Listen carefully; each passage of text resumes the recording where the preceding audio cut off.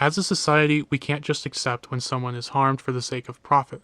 There's no justification, logically, ethically, or pragmatically, that suggests that people being sacrificed for profit of a few people, or even for the betterment of the economy as a whole, is in any way sustainable or acceptable. Even in the cases where capitalists argue that allowing suffering people to not receive goods they require to survive in some way benefits the majority of people, even in those cases there is no pragmatic justification that shows how it actually benefits the majority and not just a tiny minority of private property owners.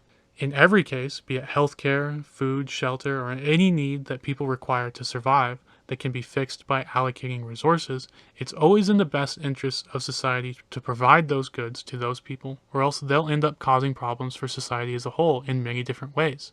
Homeless people end up on the streets causing crime. Starving people and those people who need healthcare will die and have rippling effects through society by way of their friends and family. These needs are required to be provided, or else society faces inherent contradictions that, if not addressed, ultimately result in the overthrow of the system in one way or another. Therefore, while society currently can be fooled into various propagandistic ways of thought that somehow ignore these problems, it does not benefit society as a whole to carry on these actions into the future. It's only done today because society is currently ruled by a minority of property-owning elites that ignore these problems for their own benefit. If you doubt what I'm saying, leave a comment below and describe a situation where people dying from basic needs being unfulfilled for the sake of more money in the hands of somebody else somehow results in an overall benefit for society. I can't think of one. No amount of profit can ever outweigh material harm faced by someone else, especially if it results in death. Even in hypotheticals like an impending disaster that somehow requires suffering of a few for the majority of society, such as a necessary military draft to fight off some kind of invasion force, it's not about profit, but instead about trading one life for multiple lives. There's still harm done to those people. It's not just about profit. Profit alone does not justify the act of allowing material harm, either morally or pragmatically. Therefore, it's always in the interest of society as a whole to provide the resources necessary to stop material harm befalling suffering people, no matter how much profit it takes out of the pockets of others. In the last video, we covered the concept of consequence alienation, which is the structural disconnect between a person who experiences material harm and the power necessary to resolve that harm. Check out that video in the links below if you haven't already, because it clears up some possible misunderstandings about the concept that could come up. Consequence alienation shows us that in society today, it is ubiquitous to give power to resolve harm in the hands of people who actually benefit from that harm continuing. For example, a business owner chasing profit over the safety of their workers. But as I've explained, it does not benefit society in any way to allow the chasing of profit to take priority over material harm. When it happens, we condemn those people who prioritize profit over lives, even under the logic of current bourgeois society. We might even punish those powerful people by taking away that power, but even then, we almost never give that power to those people who are actually suffering. But who has the most natural incentive to actually resolve the harm in the way that benefits society? Is it the people who gain profit when those people suffer? No. They have the most natural incentives to actually ignore that suffering for their own benefit so they can get even more profit. Is it disconnected others in society who know nothing of the situation and are neither directly helped nor harmed by the event?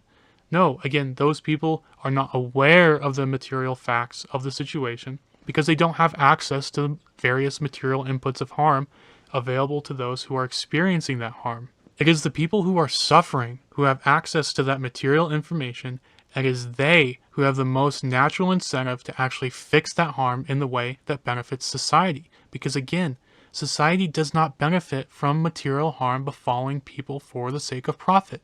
It is most beneficial to society as a whole and individuals who are suffering to give power to those individuals that are harmed for the exact amount of resources that it would take to solve that problem and no more.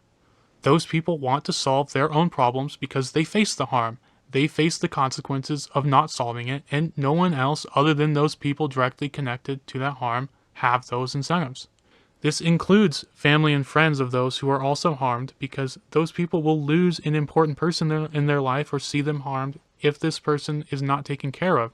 And so they experience the material harm inputs necessary to understand the gravity of the situation as well. This is the principle of harm sovereignty. When harm is inflicted or experienced, and goods or services could be used to resolve that situation, the majority or largest portion of power possible for correcting the harm should be granted to the individuals who have the closest connection to the negative material consequences of the harmful event.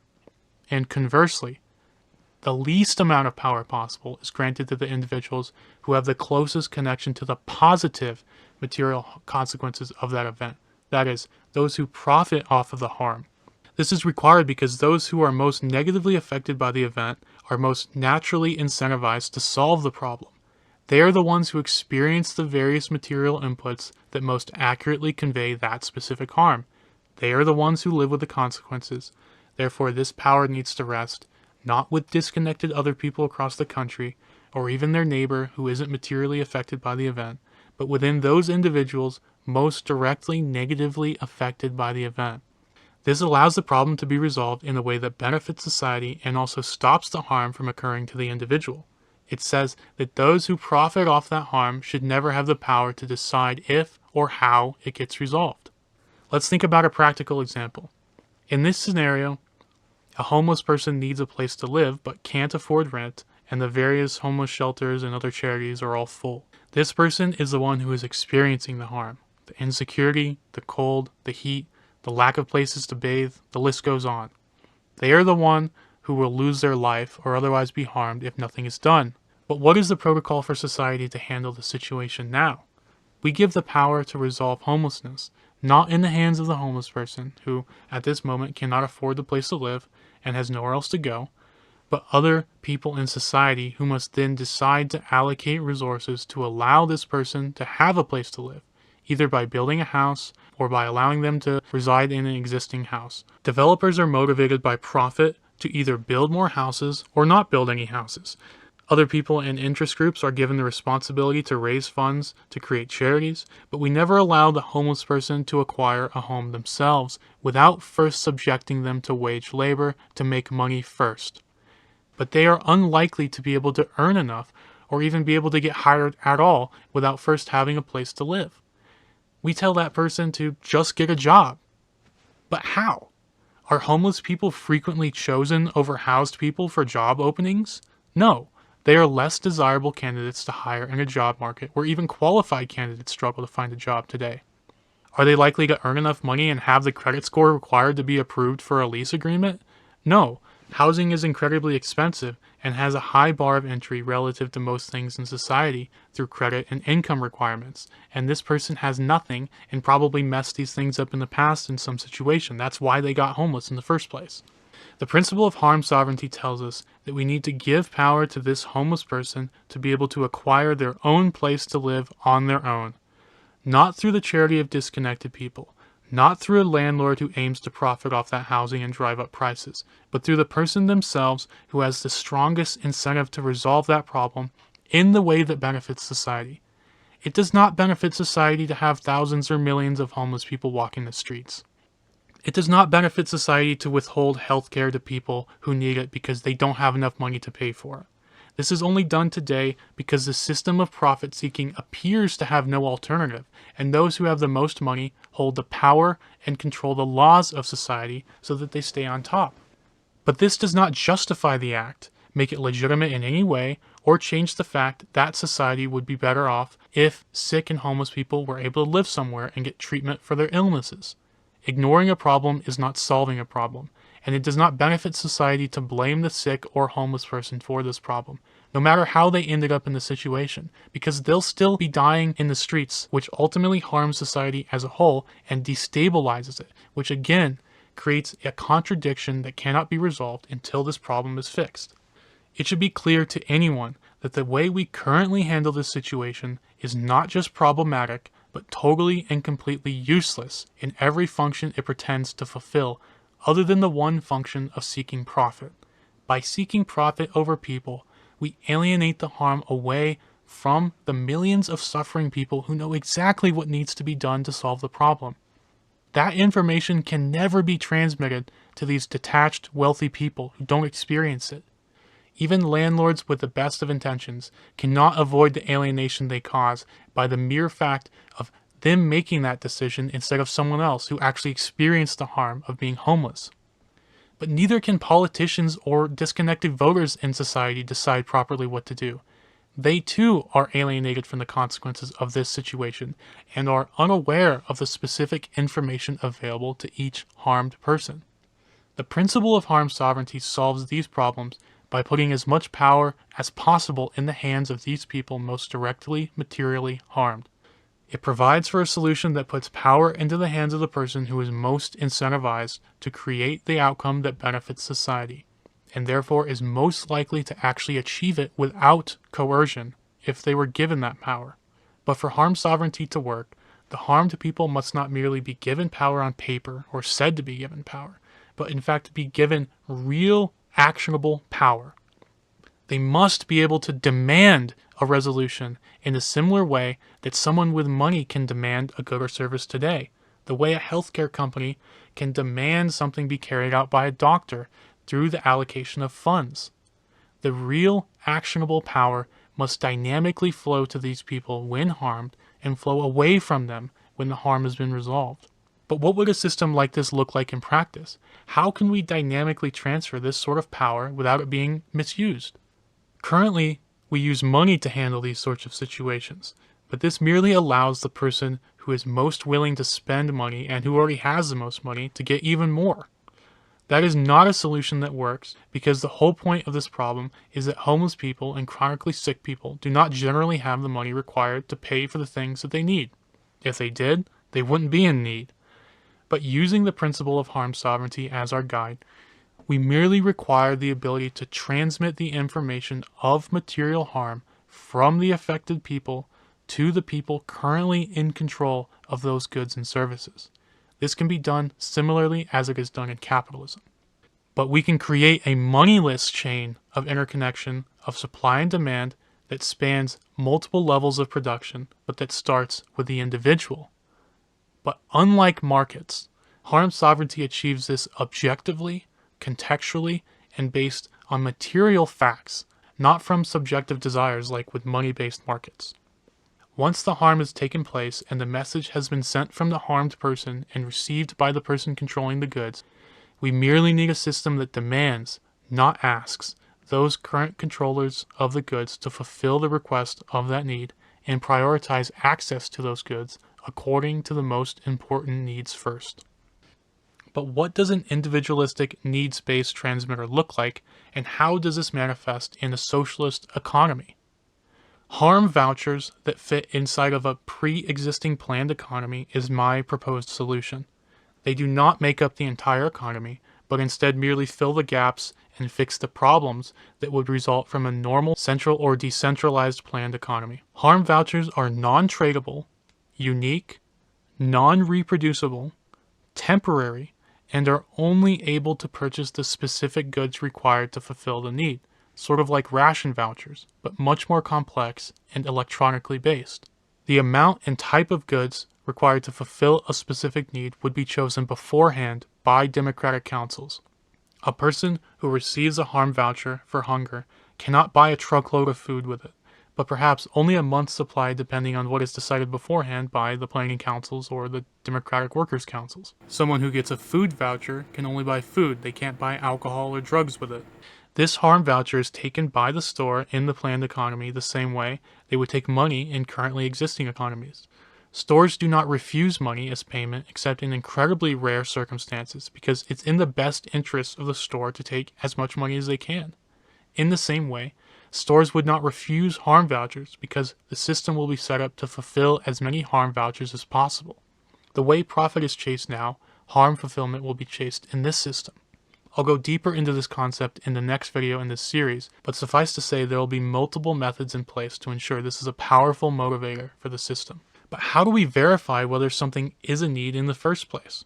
With money, you can get it any way you want, and you can buy anything you want with it. But with harm vouchers, you can only acquire them through the application process and can only buy certain goods with it. This application process will be near instant for most cases, and I'll go further into this concept in a minute. But how do we determine whether a person needs more goods allocated to them at all? How do we determine the quantity and quality of goods or similar goods in their possession? How do we know a man who claims to be starving doesn't have 20 loaves stashed under his floorboards waiting to be sold on the black market? Do we put cameras in everyone's house and monitor everyone and everything constantly? No, this is the simplistic beauty of harm sovereignty.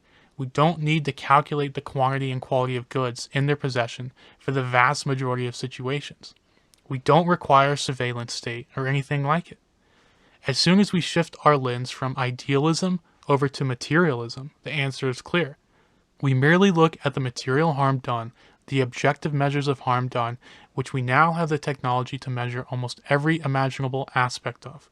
If someone has 20 loaves of bread stashed at their house, they're certainly not starving themselves.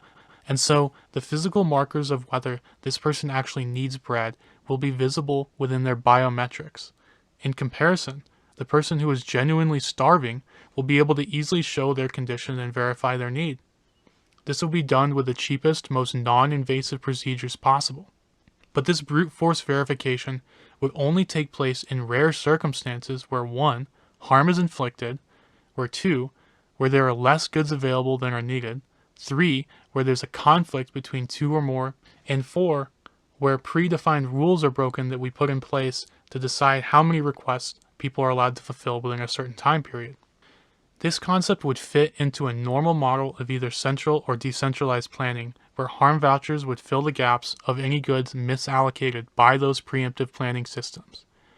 We do not need to wait for people to starve to give them food, but only in rare circumstances where someone has not been allocated enough food to survive off the normal amounts given out periodically. People would not be able to hoard bread through the system because if someone has a loaf of bread, they won't be starving, and so they won't be verified by the verification process because they won't have the biological markers of starvation on their body. In order to cheat this system, this person would simultaneously need to hoard bread and also starve themselves, which would be absurd, counterproductive to their own goals of selfishness, and extremely rare if it ever occurred at all. Critics will claim that it's human nature for people to exploit systems for their own gain. But under capitalism, fraud is rewarded and even encouraged by the system of profit seeking. If you hoard bread, you have more to eat and more to sell on the black market.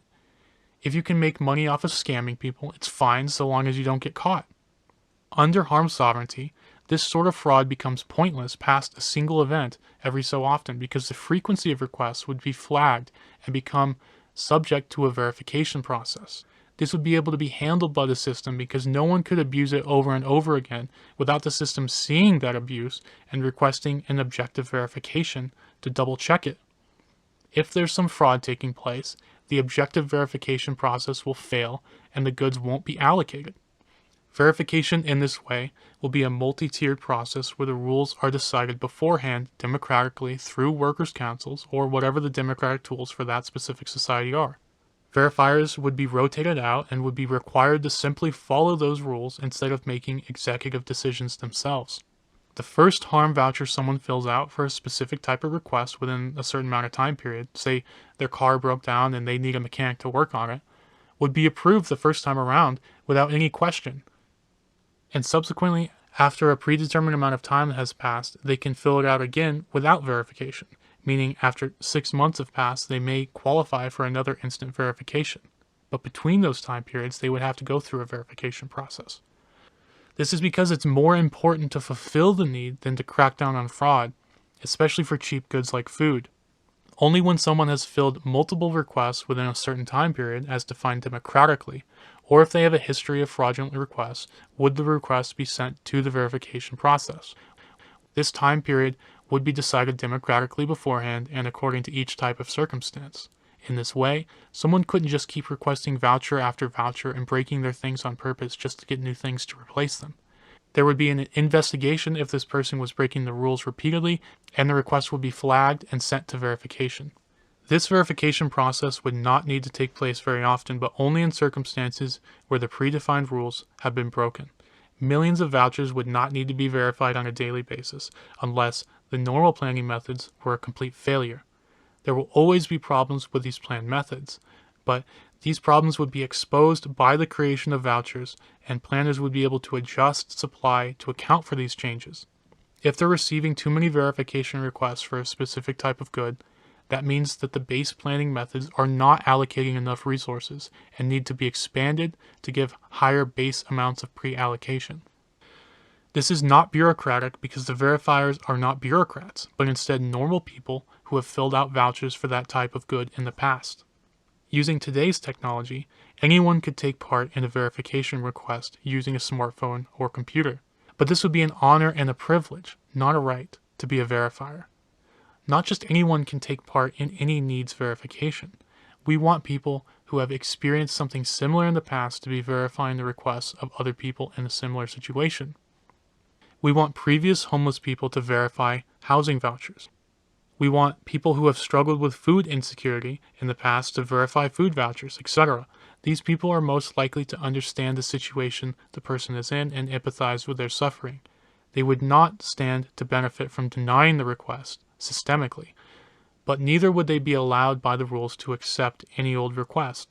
If the request doesn't meet the democratically decided requirements, it doesn't pass verification. For example, a starving person has to have a vitals check from a doctor, and if that doesn't show any signs of hunger, the verification doesn't pass. A person whose car is broken has to show the verifier their broken vehicle and show how it doesn't work. Material investigation would take place to determine these facts based not on subjective opinion, but on the pre-decided material criteria that was decided democratically beforehand.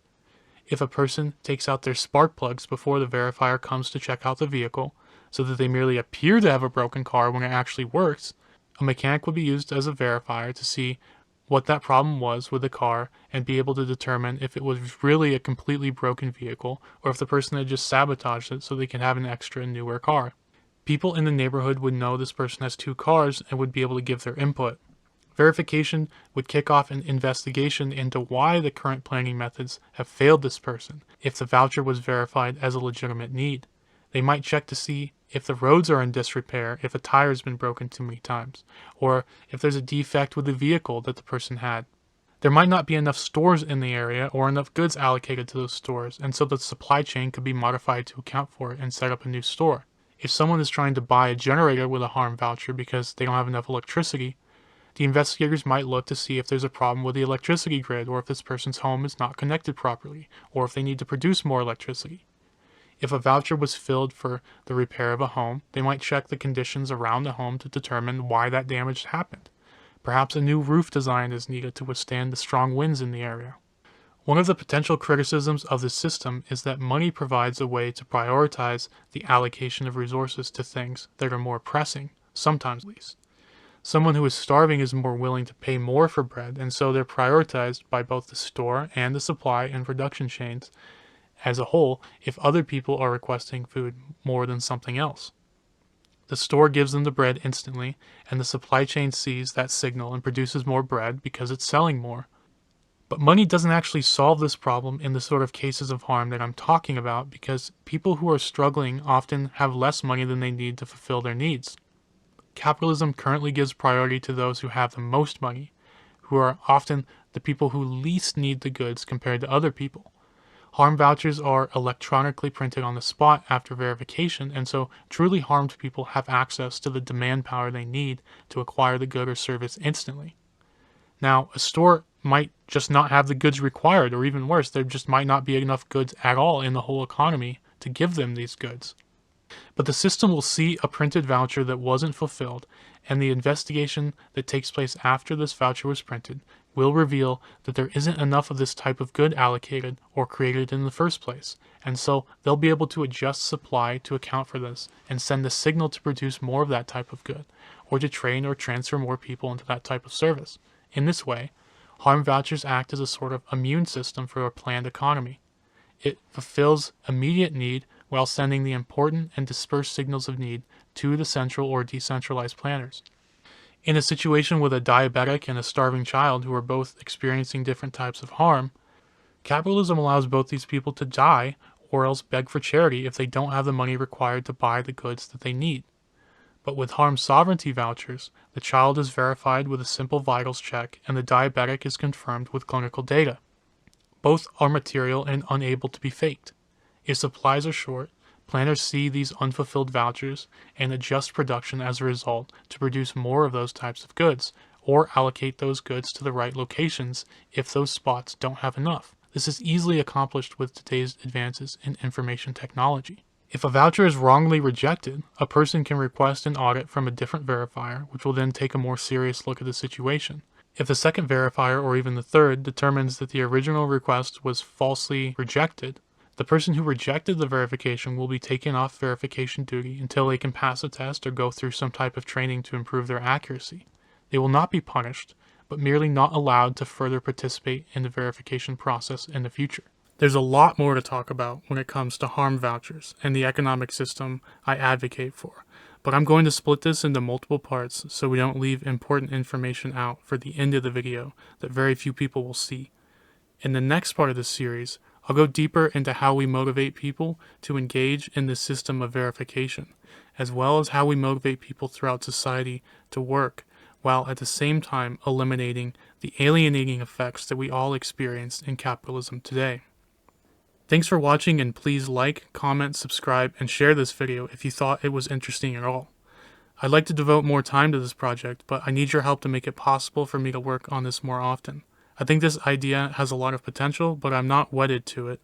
I want to understand what you guys think could be problems with this system so I can improve, refine, or just throw it out altogether. Please let me know in the comments below if you can think of any legitimate criticisms of these harm vouchers. And please sign up for my Patreon to support me in the future and allow me to spend more time on working out how a post-capitalist society could actually function. Thanks again, and I'll see you in the next video where we talk about human motivation.